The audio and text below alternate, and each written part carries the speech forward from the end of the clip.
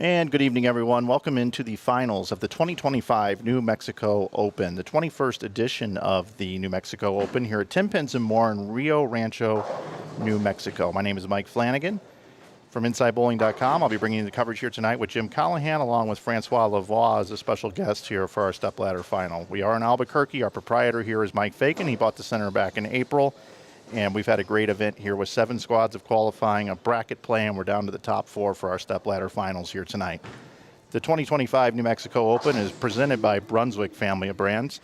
If you're looking for a new bowling ball, bags, shoes, accessories, anything for bowling, check out your friends over at brunswickbowling.com. Also, we want to thank our local food supplier here, Shamrock Foods, of course, Jani King, Western Bowling Proprietors Insurance, Tenpins More, and of course, Inside Bowling Us right here. We're running a $19 t-shirt special, good now through Wednesday, just in honor of the tournament. You can save 15% over at InsideBowling.com year-round using the coupon code YouTube.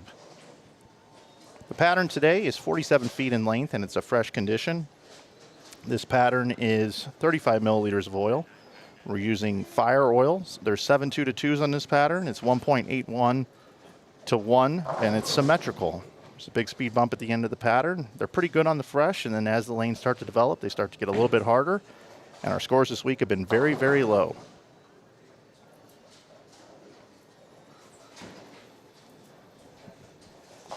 Bring in my colleagues here tonight, Francois Lavoie, who won this event the last 2 years. Welcome to the booth, Francois. Great to have you here tonight. Thanks, Mike.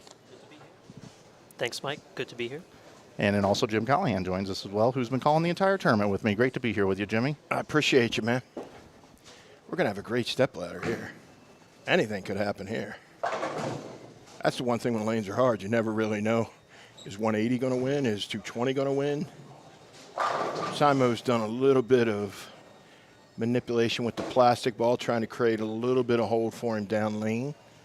You know, right left of that track area there. He does that a lot when he wants to be right in that, you know, when he gets it up, and so he can create a little bit of hold down the back part of the pattern. Yeah, he definitely wants to play the hold on this pattern, and he was throwing his plastic ball right up 18, from, 18 to the pocket, to try to give himself a little bit of hold. It's funny to think that you would try to do that on a 47-foot condition with 35 mils of oil, but he's going that much right to left. You know what I mean? Where he wants to get it, where if it's, you saw the one last match where he actually got it really left off his hand, and it just laid there, and that's when he left that 4-pin. So he's a smart guy. I mean, he thinks out of the box. There's no doubt about that. One of the smartest ones out there for sure. We start with our 3 versus 4 seed. Our 3 seed tonight is Brandon Knowles. Brandon's really impressed us here throughout all the competition here today. He's bowled outstanding. He's got a good look. He's been able to peel it off the gutter about as good as anybody, and there's not much of that that's going on. So I say that with a lot of authority, that this guy's been able to get his bowling ball to change direction. He bowled 278 in the last round to grab the number 3 seed in his match.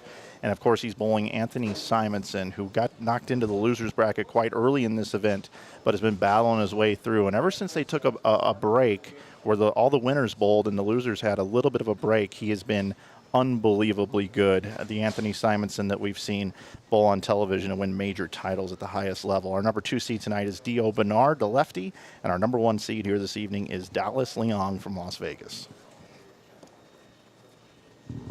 Here we go, Mike. Brandon's, like Mike said, has had a fantastic reaction.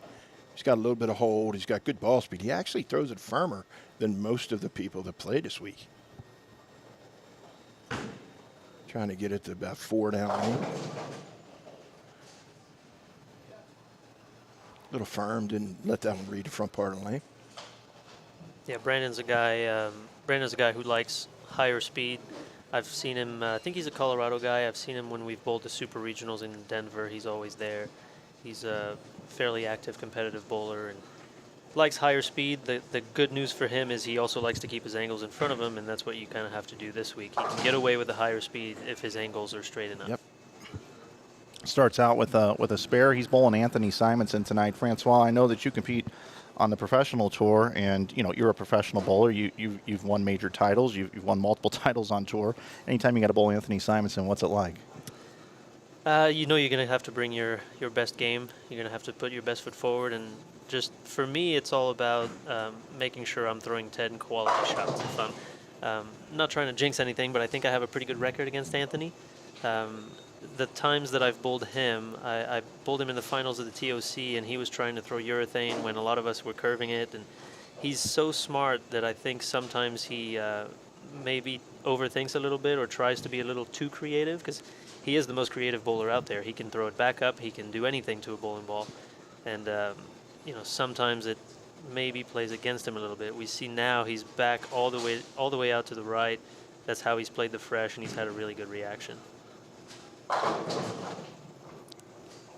Bowled 797 to start out his qualifying round on the fresh.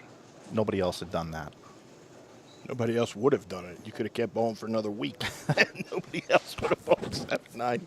You bowled 506 on the fresh this morning, too, Mike. The thing interesting about Anthony and dealing with him on the tour rep side is he always wants to find that way where he can find to keep it in front of him and find that hold. All the tournaments he's ever bowled great in, I'm going to tell you, his kryptonite is hooking it. Going around it, he's not great at that. He's a one-hander at heart. Correct. He can keep it in front of him, and when he can play that, Frankie and I were talking about right around 10, and get it where he can miss a little left and a little right, he's tough. He's going to have his hand full here, though. I think what's really impressive about Anthony is obviously he can do anything to a bowling ball, but he can repeat that. Oh. There's a lot of guys who are pretty versatile, and if you ask them to throw one shot and do a certain thing on one shot, they can do it. But Anthony can repeat all those things, and he can do it. His launch angles are super consistent no matter what he's doing, and he's got incredible control at the release point. Incredible speed control is fantastic. Yeah, he's like I said, one of the most creative, but also just flat out one of the best bowlers in the world.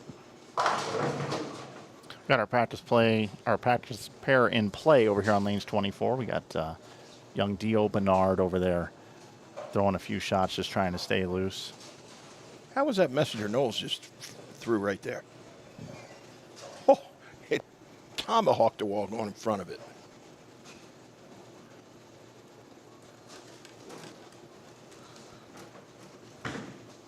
Got that one a little farther right. Didn't catch. So light both shots on the left lane for Knowles to get things started here. Yeah, that one was right early.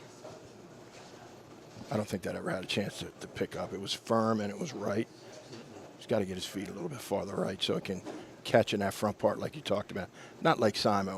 It's different because he throws it harder, but he at least has to have it where it starts to catch in the front part of the lane so it can go right to left and go through the pins. I think what's been good for Brandon in this tournament is how early he gets the ball into the lane. He lays it down really early, Yep. and he's got decently forward roll, and that just helps him get the ball to pick up as early as possible, which has been key on this pattern. And he's got sufficient rev rate as well. I mean, he's a little bit on the higher side probably. His rev rate and his ball roll help him have the ball read early, and that's why he can get away with a little higher speed than most people. Yeah, his speed and rev rate match very well. I mean, he's not dominant one way or the other. I think that's a good call. Simonson up in the third frame, looking to make it an opening triple. A little bit of shim there, guys. Got that one in just a hair. Thank you, Storm Spareball.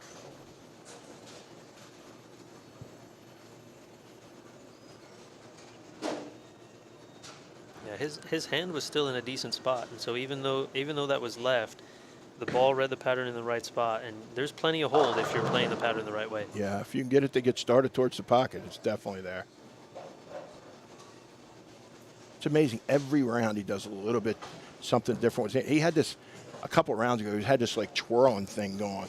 You know what I mean? Where it wasn't up the back, but it wasn't around it, and it was kind of tumbling, and still bowled 260. So.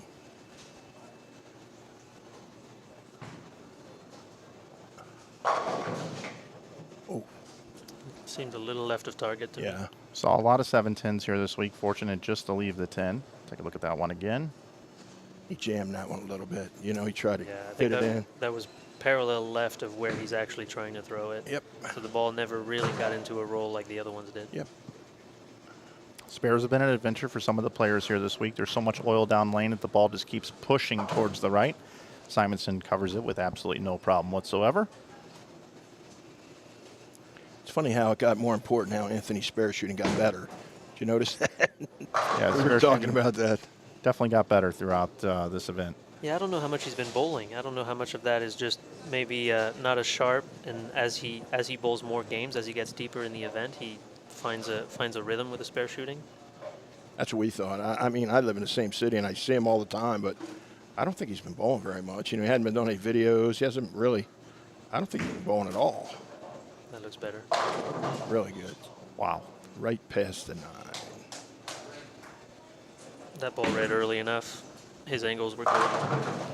I don't know much about Brandon, but he has definitely been somebody now that I'm going to look for in future streaming events. He's really impressed me here this week, and he throws it really solid.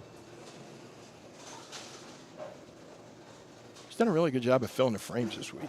Yeah, one-handed spare shooting with the thumb in the ball.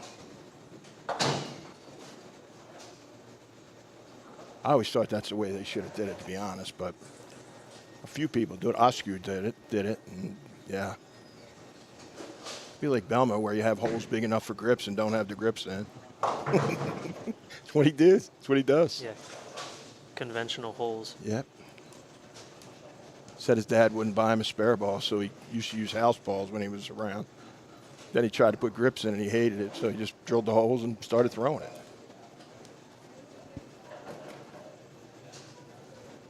Brandon looked like he's cheating his feet a little bit right. You can see he scooched a little bit.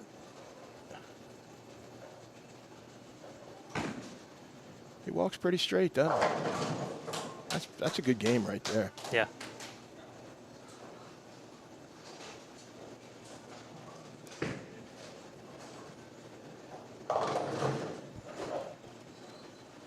It's one of those things, Mike, you were asking earlier about bowling against Anthony. He's one of those players you don't want to get into too deep of a hole too early against. Hard to crawl out of a hole like that because you just don't expect someone like Anthony to throw bad shots. That was a little left, too.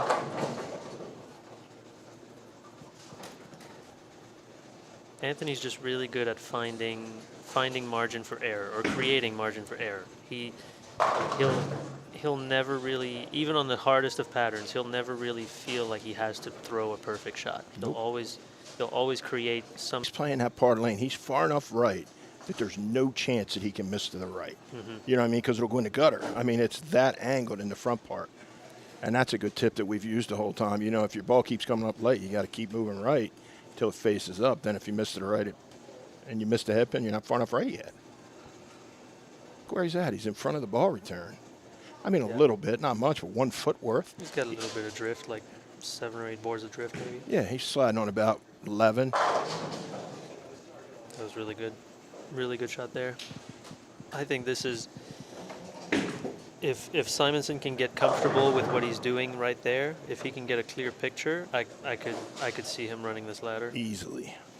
I think he'll just have to manage what he's doing. His own transition in the front part of the lane is the only thing he has to worry about. Yeah. If he can manage that properly and they don't get over under for him, I think he's got a really good shot. And then I think he's got that move, too, where he can just parallel to the left, you know, with still his feet right of his target and play that little shim at 10, which he's fantastic at. This kid has really good ball roll. It's the second 9-pin on the right lane there. How's that? Flat 10s on the left, solid 9s on the right. Looks like 20 picks up a little bit sooner. The ball wants to get going towards the pocket a little bit earlier. 19 kind of, I wouldn't say it backs up, but it just keeps going straight, and that's why you've seen a couple of flat 10s on 19.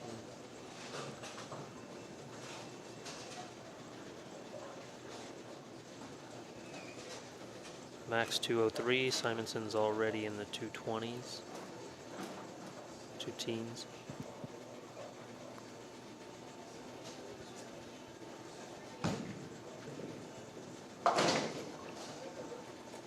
Does this young man bowl good? I mean, have you seen him bowl good in the regionals? Yeah, he does well in the regionals. I want to say he's a Denver guy because the times I remember seeing him was in Colorado when we bowled the super regional in Denver. And it's not, Albuquerque's not too far of a drive from Denver, so I want to say that's where he's from.